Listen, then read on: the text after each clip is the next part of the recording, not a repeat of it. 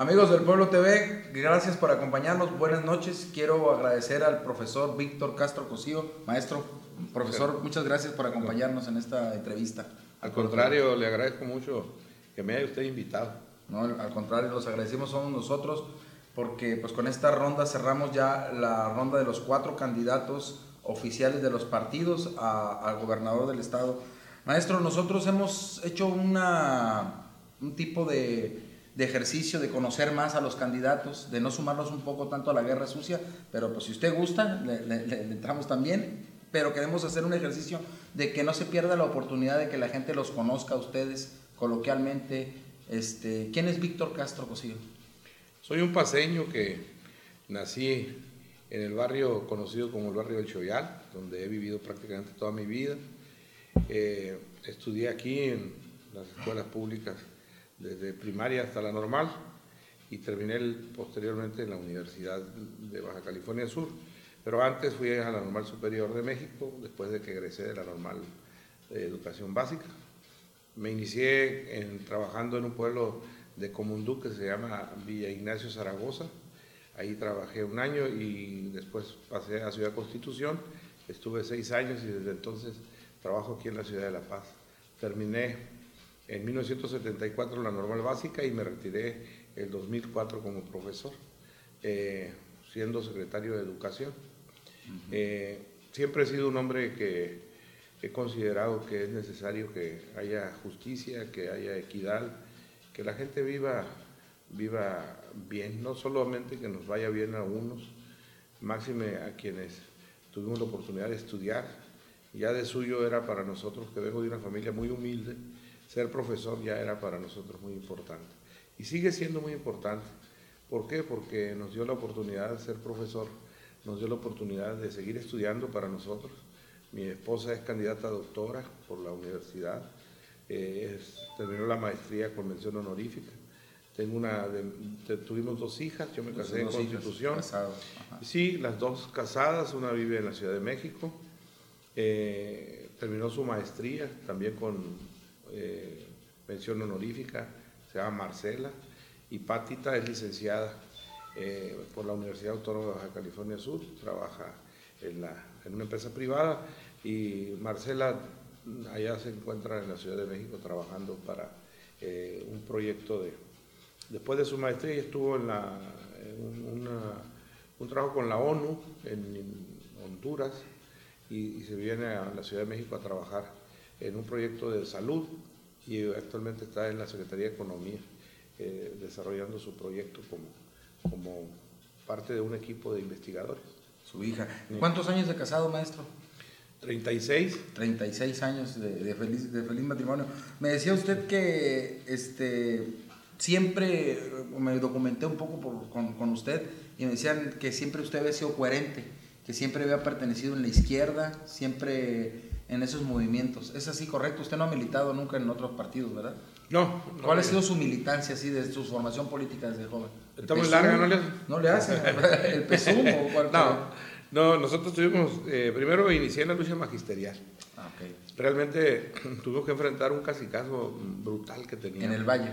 Iniciamos en Constitución, un pequeño núcleo de profesores jóvenes. Ajá. Y bueno, después entró gente también grande. Digo que tenía 10, 15 años de servicio, 20 años de servicio.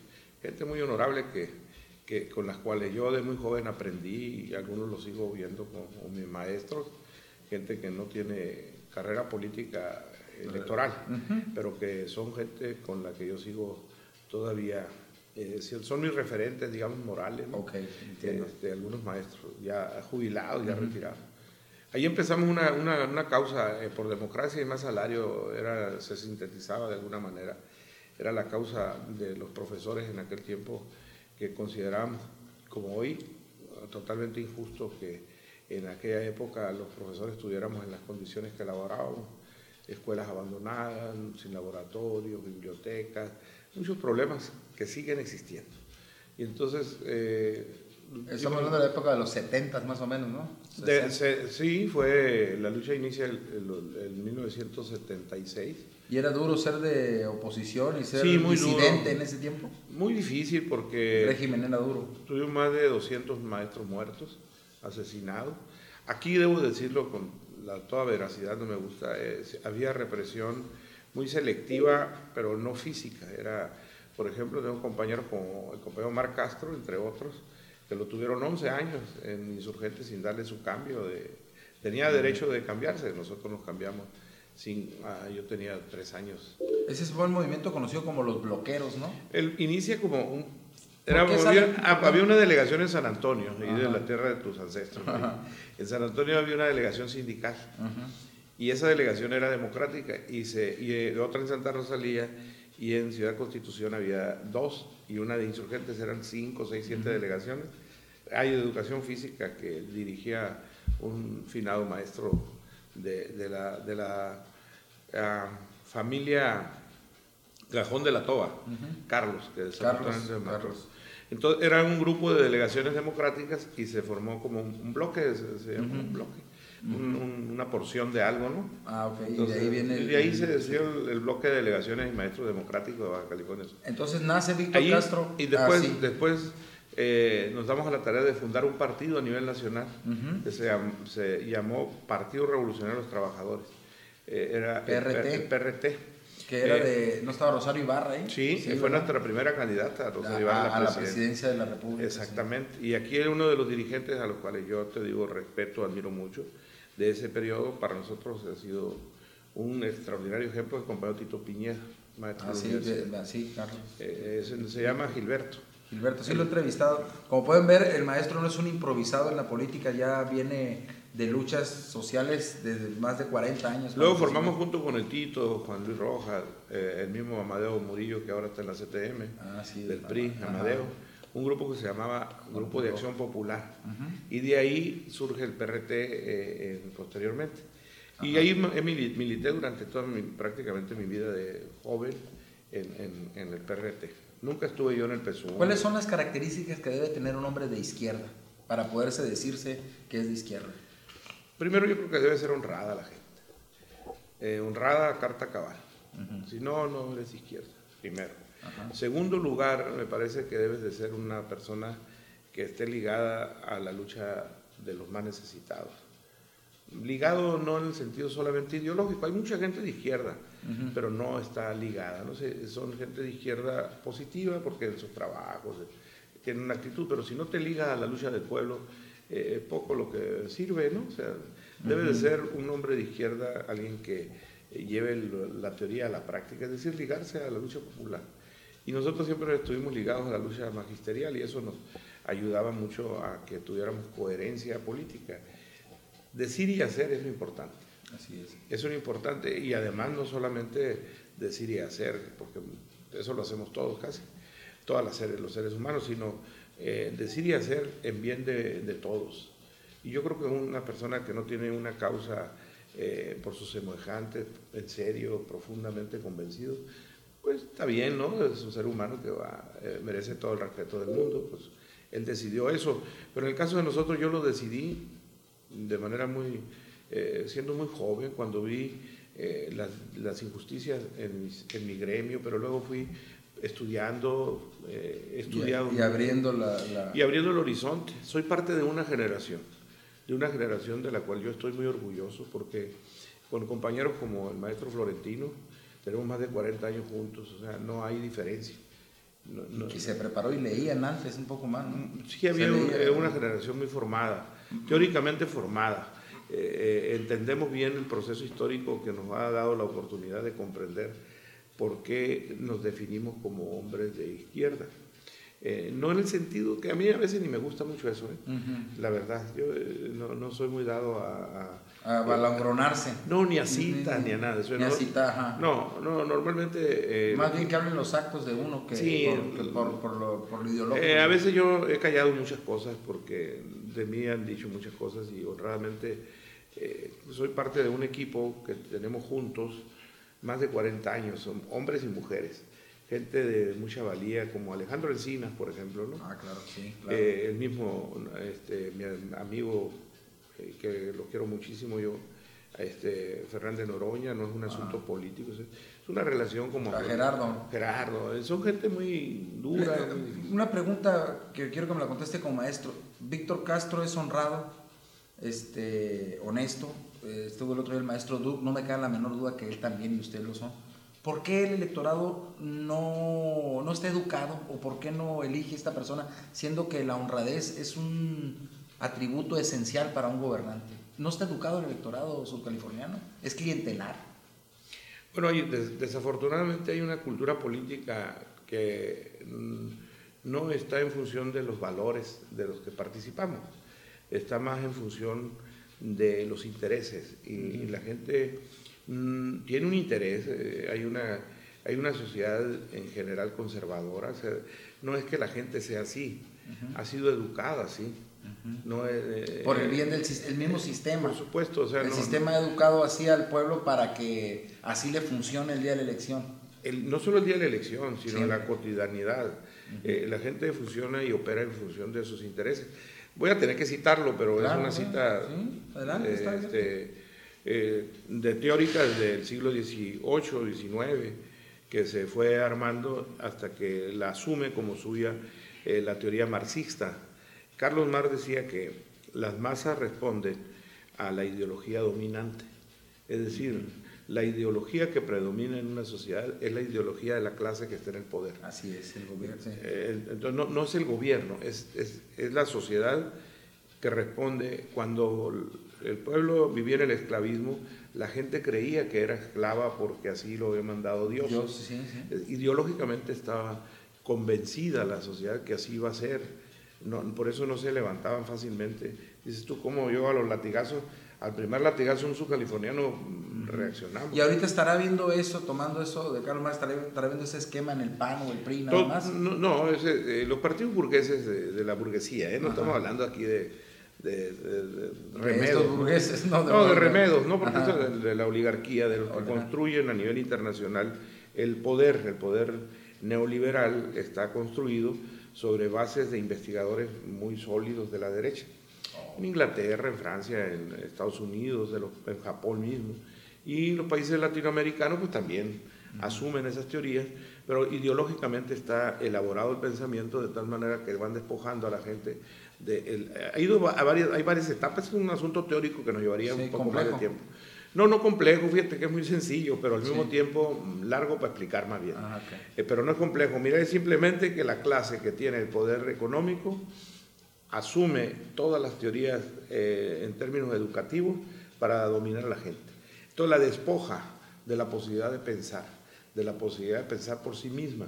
Entonces te da un conocimiento procesado de tal manera que lo repite. Sí, no hay un arranque parejo. Usted sabe que aquí estamos ahorita en una colonia extra, un cinturón de miseria que viene siendo aquí prácticamente, pero yo he visto aquí que no hay el arranque parejo de la educación. Estos niños que viven aquí no tienen la misma educación que yo le estoy dando a mis hijos, por ejemplo.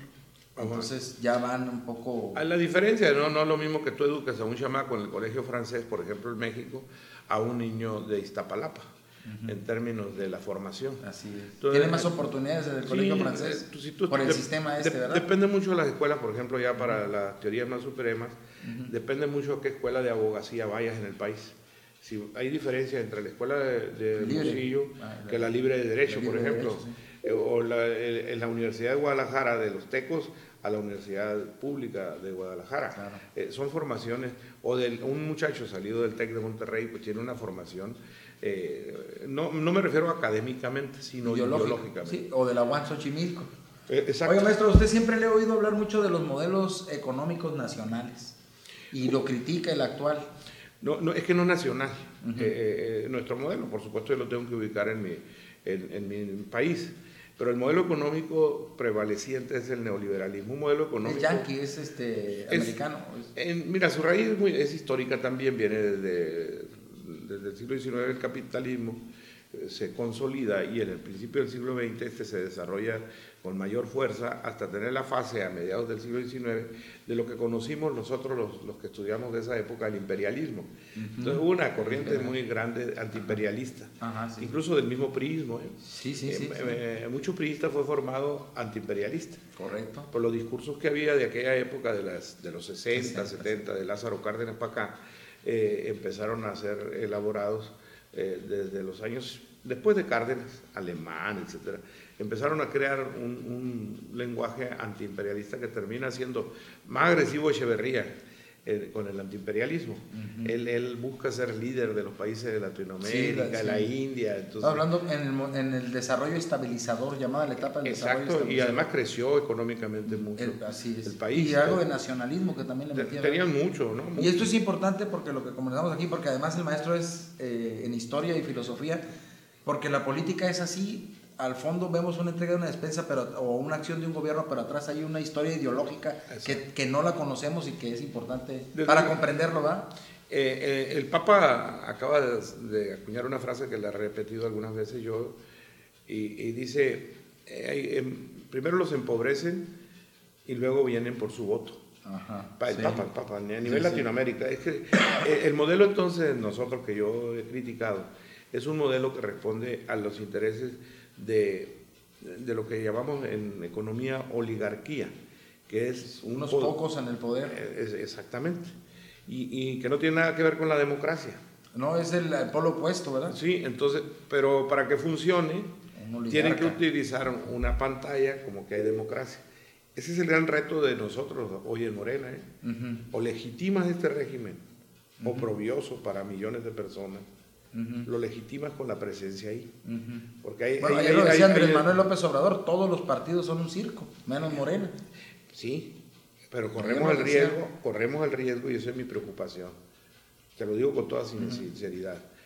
Si nosotros hemos invertido gran parte de nuestra vida en un proyecto que realmente, verdaderamente represente una oposición constructiva que permita a todo mundo, no solamente a la gente más necesitada, sino abrir incluso, que vamos contra la lógica original nuestra, que era destruir este sistema político, económico. Así es, y ahora estamos como abriendo un poco, aquí hay una diferencia con algunos grupos políticos mexicanos.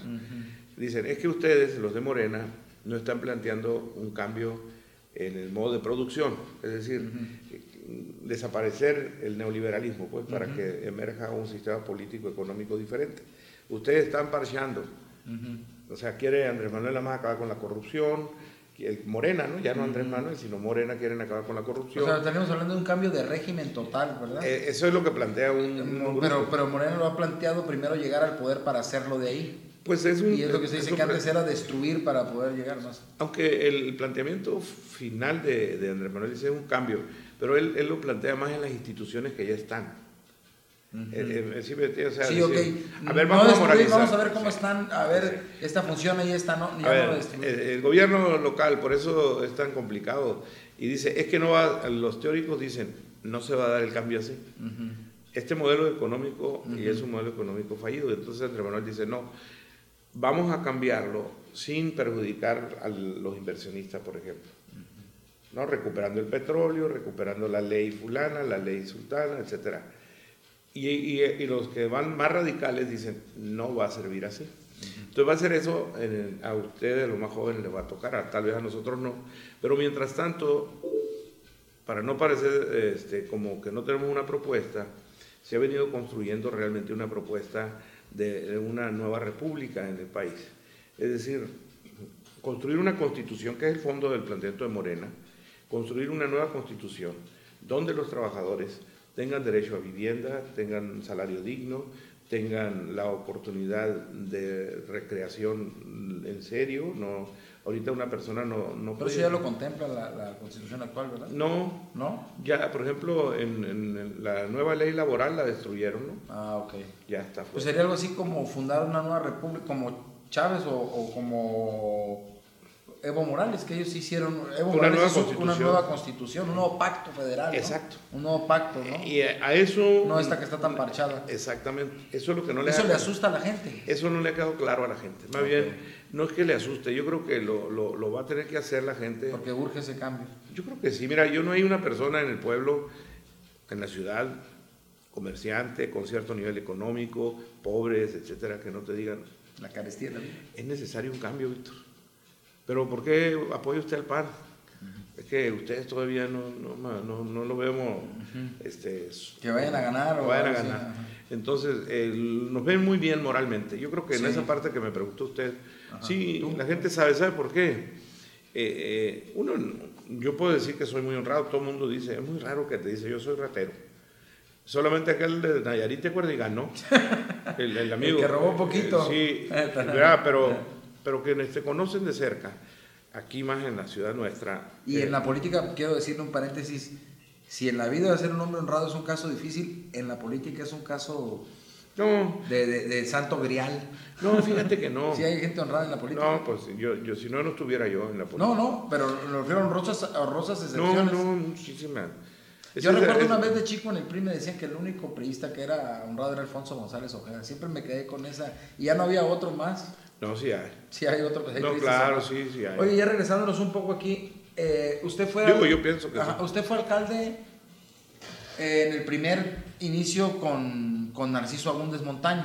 En la primera etapa. Y sí. ahí un quiebre con Leonel, ¿no? Un distanciamiento, un pleito. No, en ese tiempo no. Al final al término, el conflicto fue entre Leonel y el compañero Narciso. Ah, ok. Conmigo, Pero usted cerró filas con Narciso. Sí. Y ahí ya cae el enemigo de mi enemigo. Pues fíjate que sí, yo tenía mucho afecto por los dos.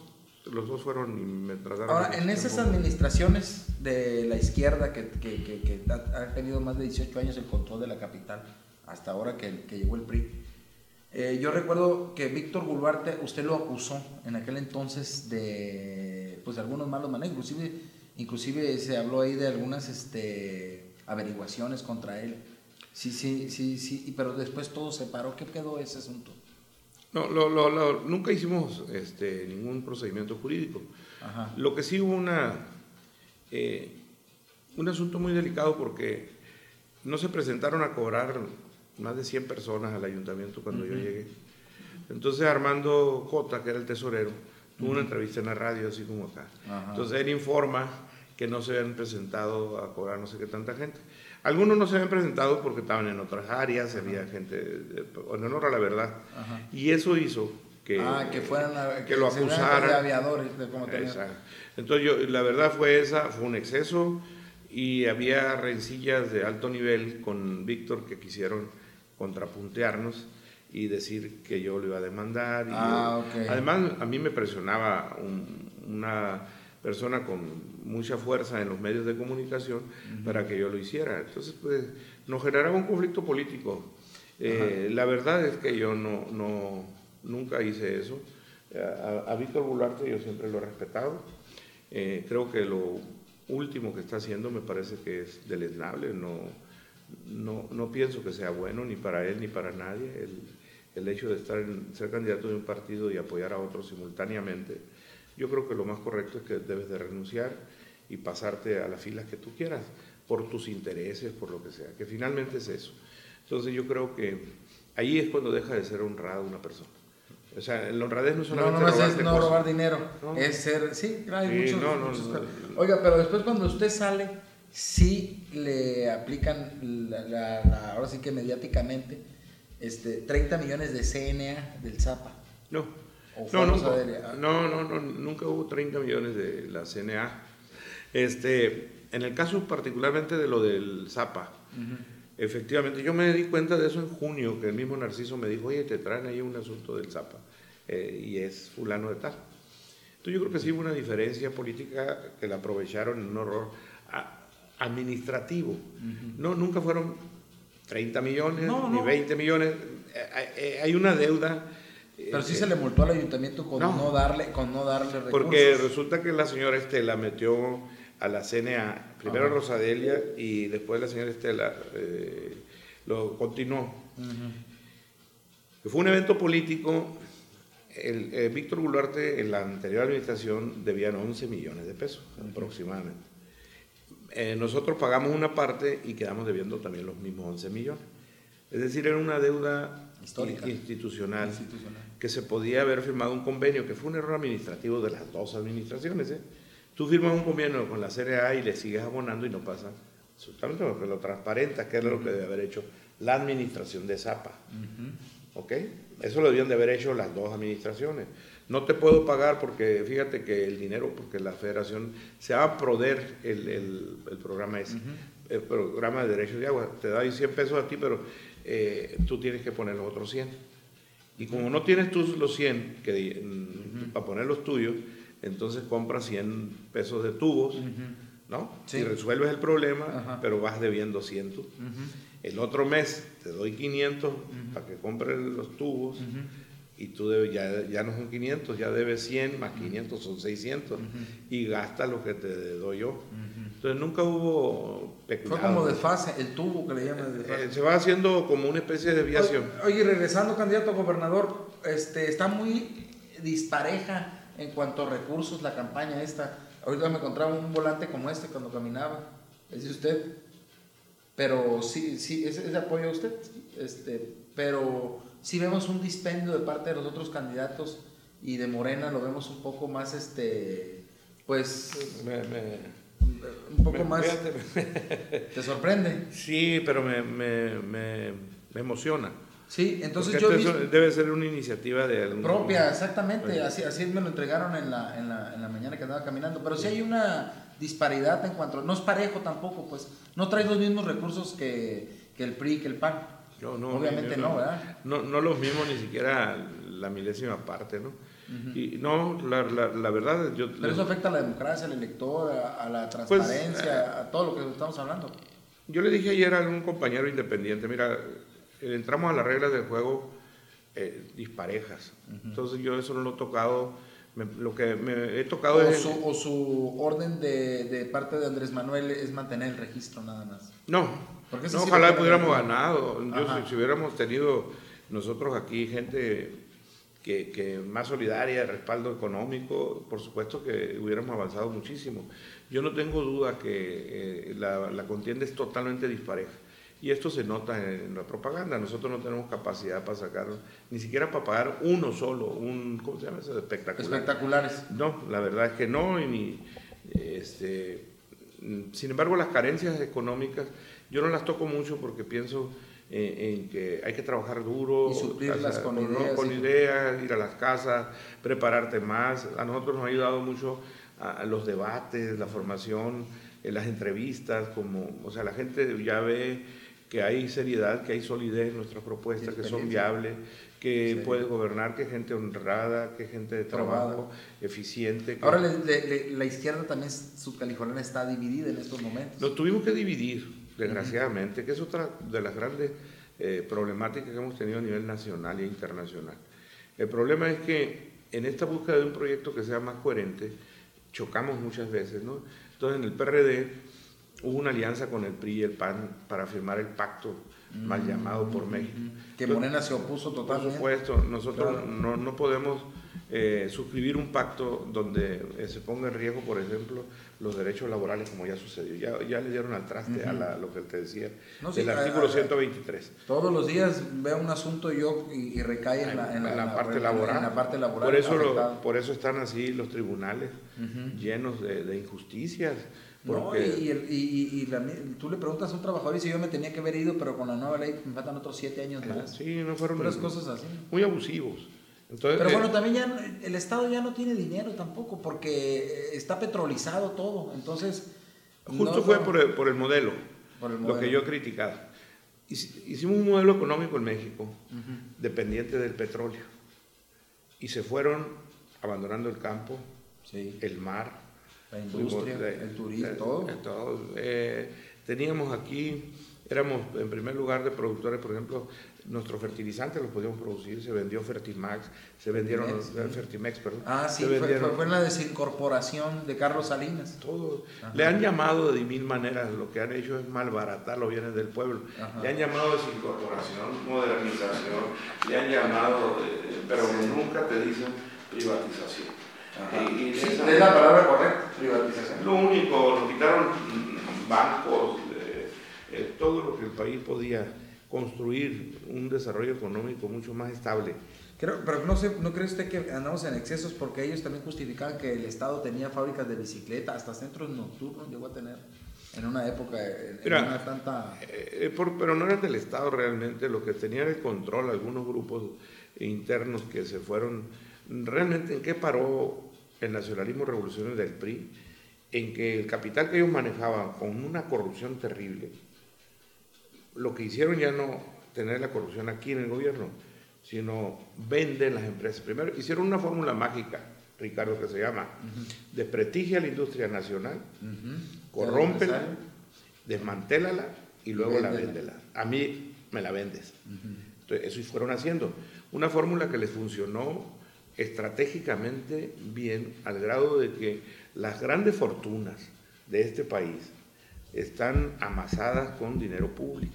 Así es. Todas las grandes fortunas de los que tú busques. Se le busca. Oiga, maestro, ¿de usted llegar a gobernador del estado aplicará auditorías al gobierno de Marcos Covarrubias? Yo creo que sí, en todas las áreas tenemos que aplicar auditorías y correctivos. Yo creo que es necesario que terminemos con la impunidad. Me parece, y te lo digo con toda la solvencia moral, porque a mí, salvo lo del Zapa, salvo ese asunto que... Sí, no... porque le busqué muy bien y ese fue el único que... Qué bueno que lo dice. No, sí, estuve toda la semana pasada.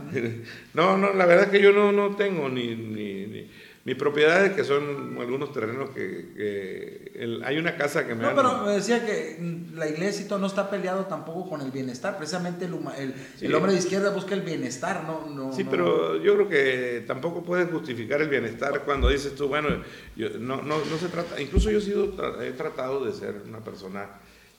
Puedes vivir, puedes recorrer mi barrio conmigo y te invito. Gracias. Pero mi barrio con la gente, con la familia. Es querido Víctor Castro. Pues mira, yo sí, más bien respetado, y además de ahí Oiga, soy. le quiero hacer una pregunta. La iglesia con Morena y usted, ¿cuál es la relación con el obispo? ¿Ellos son de derecha? ¿Cómo hay fricción? Porque aquí es otro de los elementos en una elección, manipulados o educado el pueblo mexicano. ¿Cómo está ahí la situación? Yo tengo una extraordinaria relación con el señor obispo. En lo personal. En lo personal, en lo privado. Pero ideológicamente sí chocan un poco por lo del aborto, por ese tipo de cosas. Pero nos respetamos. Don Miguel Ángel es una persona con una formación no solo teológica, sino humana, muy sólida. Y entonces nos encontramos circunstancias. ¿Usted no es católico? Yo sí, de origen católico soy. Mi madre, mis padres han sido católicos por tradición. No soy un practicante de ninguna religión, respeto toda la religión. Pero si me ubicas más, pues voy a los templos católicos, ¿no? Voy con facilidad, pero no soy un practicante tampoco. Oiga, lo que sí quiero decirles es que hay una relación con muchos sacerdotes que realmente respeto yo, porque son como debiéramos de ser todos los seres humanos, ¿no? O sea, solidarios. Y hay otros como el Onésimo, que no me interesa, que son como, me parece que son... No, y no conozco Corripio y a eso sí. No, digo, es como nosotros, ¿me entiendes? Sí, también no todos los profesores están vinculados a la lucha de su pueblo. Hay profesores que viven bien, como cualquiera de nosotros. Me preguntan a mí, oiga, profe, ¿vive bien? Comparado como viví de niño y de joven, pues sí vivo muy bien, ¿no? Pero hasta ahí, pero no tengo ninguna otra. O sea, no está en eso de amasar riqueza. No, aparte no tengo, pues. No, y ni está en lo de amasar riqueza. No, si tuviera, a lo mejor ni te contestara esa pregunta, ¿no? Pero... Oiga, y hablando de eso, yo un día le pregunté a Gerardo Fernández Noroña y se enojó. Le dije que que al parecer hay una percepción de la gente que es buen negocio ser de oposición. Yo le voy a hacer usted ha sido ya, no le ha ido tan mal, porque ha sido secretario de Educación, diputado federal, presidente municipal, ¿y qué más? Director General de Educación Media. Director General de Educación Media. Entonces... secretario técnico en el Senado. Secretario técnico del Senado. Sí, con Alejandro, ¿no? No, con Adán López en la Comisión de Población. Dígame, en la SEP, en su paso por la SEP, candidato, ya para ir actualizando, ¿cuál es de lo que se siente más orgulloso Víctor Castro y de ser de gobernador ahí en educación? ¿Qué aprendió y qué va a aplicar? ¿Qué le puede decir a la gente que le va a beneficiar? Ya ve que por ahí dicen que va a regalar útiles escolares o uniformes a secundaria. Víctor Castro, ¿qué va a regalar también? Bueno, uniformes. Es una política muy buena del licenciado, y por eso le digo mi afecto, ¿no? El caso del licenciado Leonel Cotto. Leonel Cotto tuvo una visión muy firme sobre algunas cosas importantes para beneficio de la comunidad. No eran regalos, yo creo que el gobierno tenía un poco que recuperar mucho en relación a lo que le debe al pueblo. En primer lugar, consideramos importante útiles escolares. O sea, con Leonel Coti, con ustedes, ¿cuándo se implementa este programa? Con Lizárraga, él era secretario de Educación, sí, pero okay. estábamos en el equipo de la Secretaría de Educación, okay. Así que me tocó observar todo ese proceso muy de cerca, ¿no? Me parece que una de las cosas muy importantes que hizo Leonel fue eso. Luego tuvimos la oportunidad de útiles escolares, pasamos a libros de texto para los niños secundarios. O sea, se les gratis, yo espero que lo sigan dando gratis, que era una cosa que sufrimos algunos de niños que no tenían para comprar. Y no hubo conflicto cuando usted fue secretario, ¿verdad? Ninguno. Porque pues, pero sí una vez en un desfile vi que le gritaban antes disidente, ahora influyente. ¿Se le voltearon ahí o qué? ¿Sabes? No, lo que pasa es que... 1 de mayo, ¿sí se acuerda? Sí, no, cómo no, sí, empezamos en broma porque yo cuando era funcionario... Ya ve que los maestros son muy buenos para hacer las frases. Pues si yo les enseñé, dijo nadie. No, no es cierto. No, son muy creativos los compañeros, muy creativos. No, y fue en broma, fíjate, empezamos en mi casa porque ahí pintábamos las mantas el 1 de mayo. Okay. Yo todavía era director de educación media en el gobierno de Leonel. Yo el primer año no estuve en la tribuna, marché. O sea, desfilé pues, sí, pero empezaron a sacar una consigna allí en broma, en la casa, estaban pintando las mantas, que era todo era una tradición. Sí. Ahí nos juntaban muchos profesores a hacer ese día. Como una semana antes empezamos a pintar las mantas nosotros. Había 2, 3 compañeros que las trazaban y otros las rellenaban. Entonces era una fiesta, ¿no? Varios días antes. Y en la noche previa a esas fiestas empezaron con el pucha y sin el pucha seguiremos en la lucha, ¿no? Entonces ahí surge una consigna que enseguida la empezaron a aplicar. Yo tenía muy buena relación, pero hubo un grupo ahí con el cual consideró que yo ya no tenía... No, pues es que uno no es Cristo tampoco, o moneda de oro, tiene todos... Entonces ahí empezó un diferente que yo me retiré honorablemente, de decir, ¿sabes qué? Me voy por evitarle conflictos internos. Entonces, o sea, ha perdido en el camino Víctor Castro amigos y compañeros del... Muy pocos, muy pocos. Muy pocos, claro, se hizo una campaña ahí también que sí, gente que yo no conocía, que empezó a decir, oye, Víctor nos dejó colgados de la brocha, nos traicionó. Pero por supuesto que la mayoría de la gente comprendió que había yo decidido otro camino de asumir la responsabilidad de dirigir el sistema educativo y que es una enorme responsabilidad, es mucho mayor. Y si hay algo de satisfacción, es decirte que nuestra administración, y lo puede usted revisar, los indicadores que teníamos en último lugar en calidad, en cobertura en educación. No lo revisé. Sí, llegaron al segundo y tercer lugares, ¿verdad? Y ahorita están en los 28, 18, sí. Entonces, pues, tiene buenos números usted como secretario como diputado federal. Ya por último, para ir terminando, ¿qué le aportó Víctor Castro Cosío a Baja California Sur como legislador federal?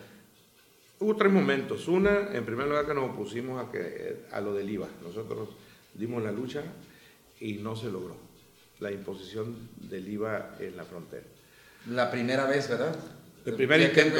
Calderón lo intentó. Calderón lo intentó, es cierto, eso sí, no lo recuerdo, pero Calderón lo intentó. Además, yo debo decirle, los panistas aprobaron el IVA.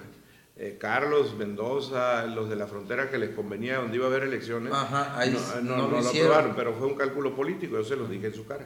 O sea, ¿le sirve? Bueno, pues es una buena decisión de todas maneras, como me la ponga, fue un buen cálculo político. Pero, el primer momento pero el PRI y el PAN que se opone usted me puso el IVA. Segundo, querían pasar una ley de seguridad pública que tomamos la tribuna y por supuesto que nos opusimos. Tercero, otra oposición importante fue a la ley laboral. Si usted recuerda, la ley laboral la impuso Calderón, le dio oportunidad antes de entrar Peña Nieto al gobierno. La mandó primero. La mandaron y la aprobaron. Y la aprobaron en el sexenio de Calderón. Porque era su trofeo.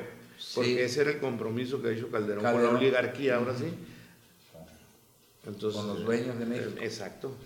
Cuando Calderón entra, cuando entra Calderón, recuerda usted que estuvo muy accidentada la toma de protesta. Sí.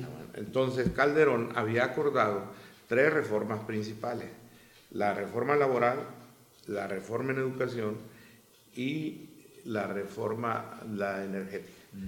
No pudieron, ¿te acuerdas que hubo? No pudo más que la laboral. Entonces nos opusimos, por supuesto, a esa reforma de una manera que prefirieron que terminara. ¿Por qué? Porque era una legislatura mucho más combativa de la nuestra.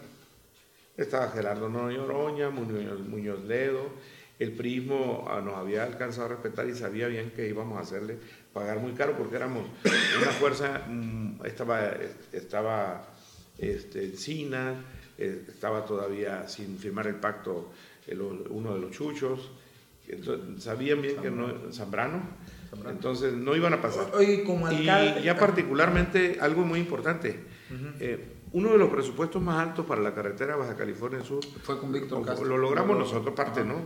No le puedo quitar mérito a nadie, pero Narciso hizo una. Sí, fue cuando se manejó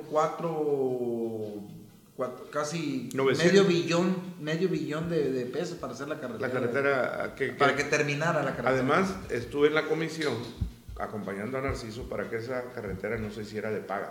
Es la única de 4 carriles en México de esa longitud que no se paga ni un 5. Va a ser un atributo, se lo debemos aquí al diputado. Oiga, y como alcalde, por ejemplo, ¿de qué se siente Víctor Castro Cosío orgulloso? Por ejemplo, aquí en estas colonias ya han pasado de todo, maestro. Ya pasó el PAN, pasó el PRI, pasó el PRD, el PT. ¿Cómo llegarle a esa gente?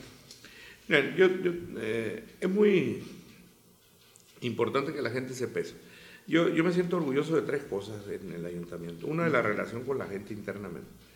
Policía, gente... ¿Nunca dejó de pagar la nómina usted? No, aparte de eso, ¿no? Que eso, digamos, es importante, pero no solamente basta de que no le pagues a tiempo a la gente, que el trato, sino la relación humana. Yo con ellos, de verdad, cuando me despedí fue para mí un acto muy emotivo, cuando la gente sale de las oficinas a decirle adiós y te acompañan un grupo muy grande de trabajadores. Fue un acto muy solidario, muy emotivo, no lo voy a olvidar nunca, porque me arroparon con un cariño que yo no esperaba, pues, muy solidario. Entonces ese día fue muy hermoso. Los siguientes no, porque me empezaron a dar muy duro con lo del Zapa principalmente, no sé, fue una campaña de un año que estuve a punto yo, Ricardo, y le digo a la gente que me puede escuchar, de no participar en la candidatura a diputado federal y dar la pelea como yo pensaba que se debía hacer. Lo consulté en su momento con Narciso, él no estuvo de acuerdo y me respaldó para que yo fuera candidato a diputado federal, ¿no? Porque yo no he sido yo un farsante en mi vida, ¿no? El primero que no tengo un payaso, pues no. Lo primero que tengo que estar convencido soy yo de lo que creo y en lo que creo y en lo que he luchado. Mucha gente ha dicho 1000 cosas de un servidor, pero yo no me detengo porque ni me conocen, pues.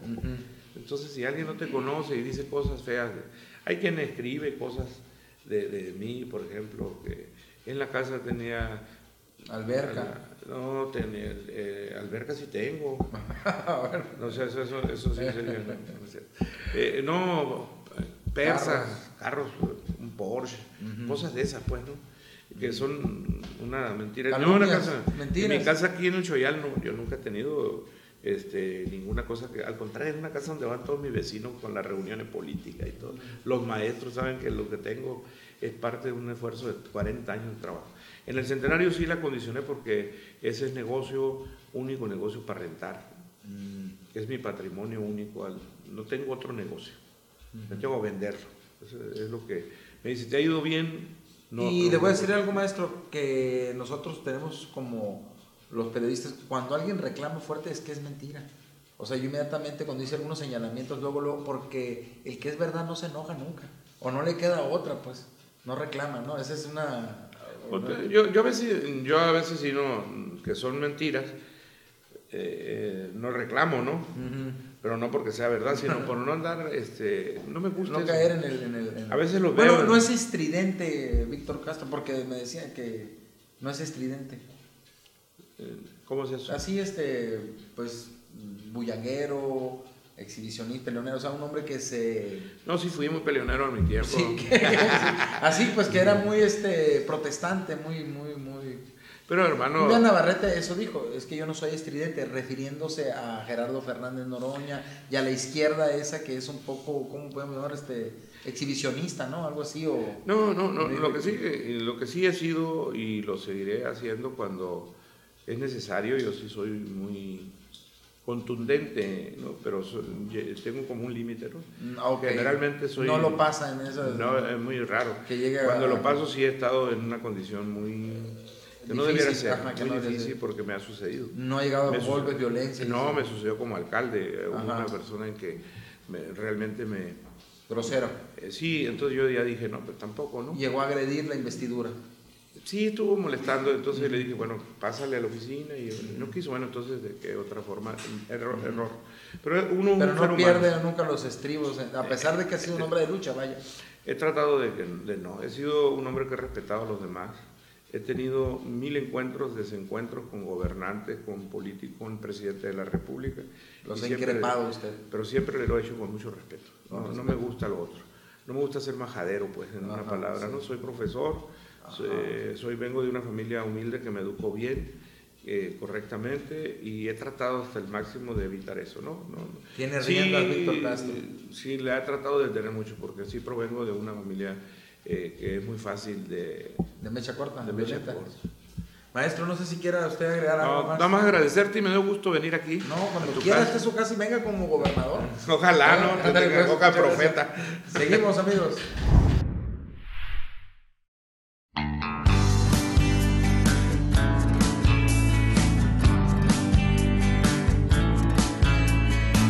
Hoy solo quiero silencio, no quiero nada acá.